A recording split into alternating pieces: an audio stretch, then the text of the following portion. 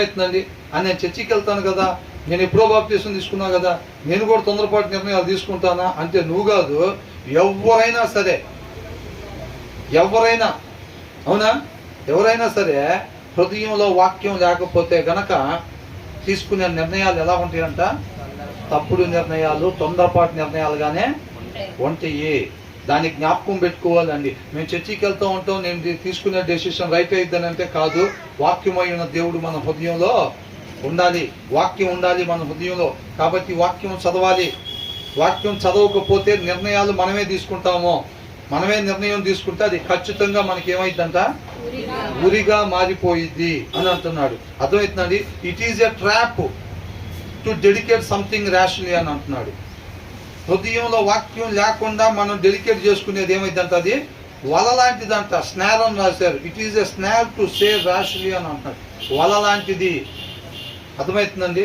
హృదయంలో వాక్యం లేకుండా మనం ఒక తీర్మానం తీసుకుంటే, ఒక డెసిషన్ తీసుకుంటే ఏమైందంట? అదే మనకి వలగా మారిపోయిద్ది అనమాట.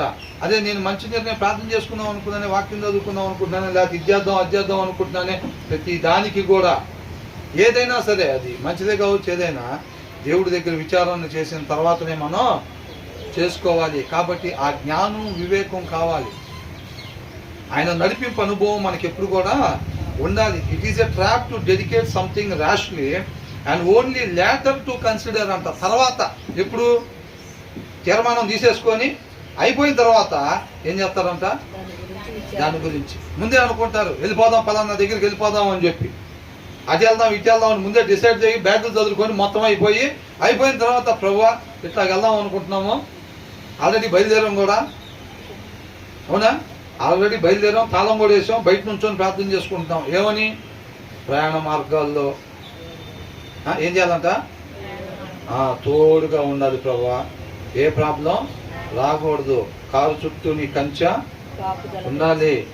అక్కడ మేము అన్నీ చక్కగా చూసేటట్టుగా, ఆనందించేటట్టుగా, కిలకిలా నవ్వుకునేటట్టుగా, కడుపు నిండా తినేటట్టుగా నువ్వు అసలు ముందు అక్కడికి మనం వెళ్ళాలో లేదో అడిగామా? ఏం లేదు, మనకు అనిపించింది, డెసిషన్ తీసుకున్నాం, డిసైడ్ అయిపోయాం, మొత్తం అయిపోయింది.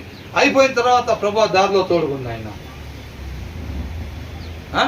దారిలో తోడుకుండి, వెళ్ళేటప్పుడు తోడుకుండి, వచ్చేటప్పుడు తోడుకుండి, అక్కడ ఏ ఇబ్బంది లేకుండా కంఫర్ట్గా తోడుకుంది ప్రభా, ఇది మొత్తం కూడా అనుకుంటాం. ఎప్పుడు?